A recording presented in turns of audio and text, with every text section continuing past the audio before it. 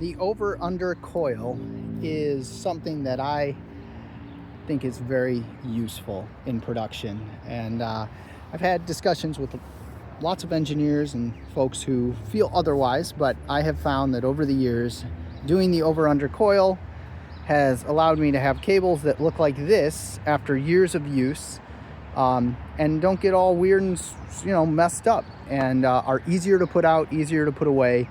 And I highly recommend that you learn it and practice it. At the end of this, I'll actually have a little story. I'll talk about how I learned it very quickly and very somewhat harshly, but with love.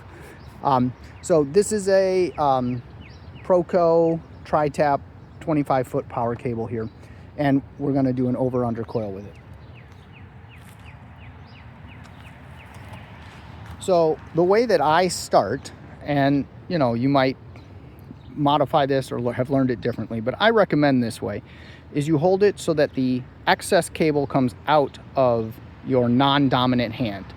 I actually can do it either way because when you're doing 200 cables or something, it makes sense. Then the first thing you do is a normal coil like that. So that's normal. Okay, then the next thing I do is I take my right hand, I flip it upside down. So from here, don't just grab, flip it, grab the inside here, and then I pull that up and in like that. So the excess, you can see, is sort of going between the two loops. That move right there is the secret.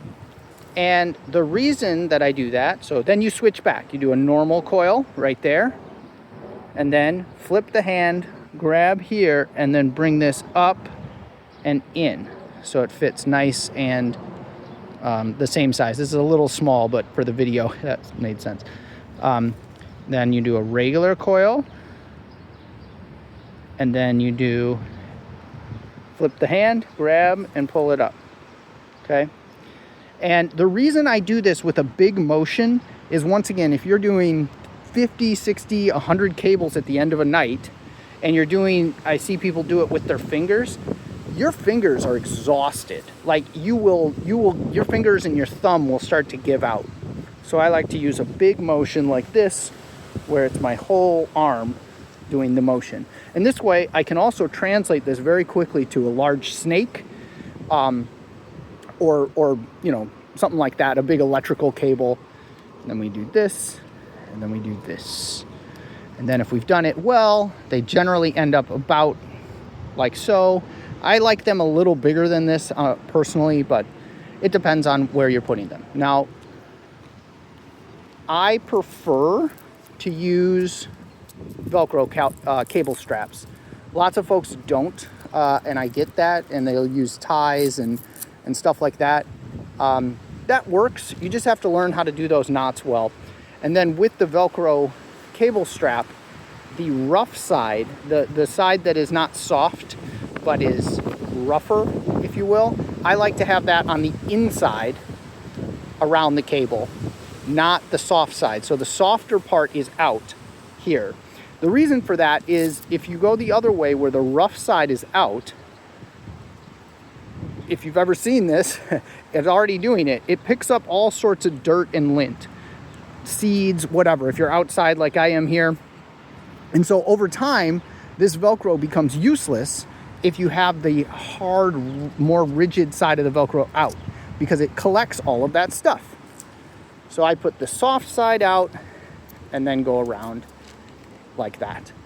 So now I'll show you, if I take this cable, no magic here, I'm just gonna set down this end, I'm gonna walk that way, and the cable will lay, it's perfectly flat. I won't have to do any of this twirling a cable around on a stage with, $10,000 instruments on it.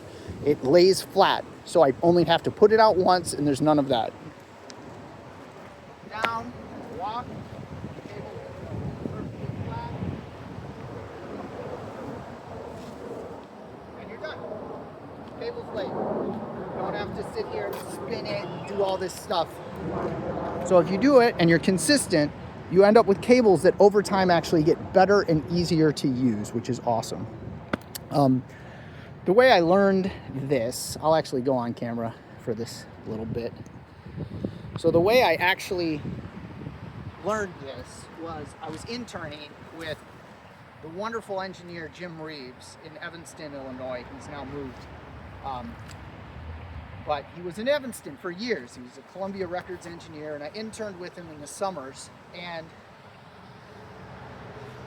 early on, there was a session where I would come over after work, mid-afternoon, and he was setting up mics, and he like put a cable to the side that was too short or something. And it was real early on, and I was a college student and was kind of a little cocky about, you know, what I knew or what I had observed or whatever. And so I picked up this extra cable and I coiled it nicely in a regular coil. And kind of handed it to Jim Reeves, and he looked at me and he goes, what is this? And I said, oh, I was just coiling it because you put it to the side, you know, so we can put it away. And he goes, this is not how you coil a cable. And I was like, I mean, okay. So we had the session, and then afterwards, I don't even know if Jim would remember this, but he took out a lot of cables. And he built a stack of cables on the ground and said, I'm going to show you how to do an over-under coil, and you will coil every cable like this, like for the rest of your life. I said, okay. So he showed me, we walked through it, and then he proceeded to watch Judge Judy very loudly while I recoiled every single cable in the studio for like an hour and a half, 2 hours. My hands were sore, and but I went slowly, and I got this motion where by the end it was fast. And so that's how I learned to do an over-under coil. I appreciate Jim for showing me that, and hopefully this will help you learn to do it as well. Watch, I'll do it one more time.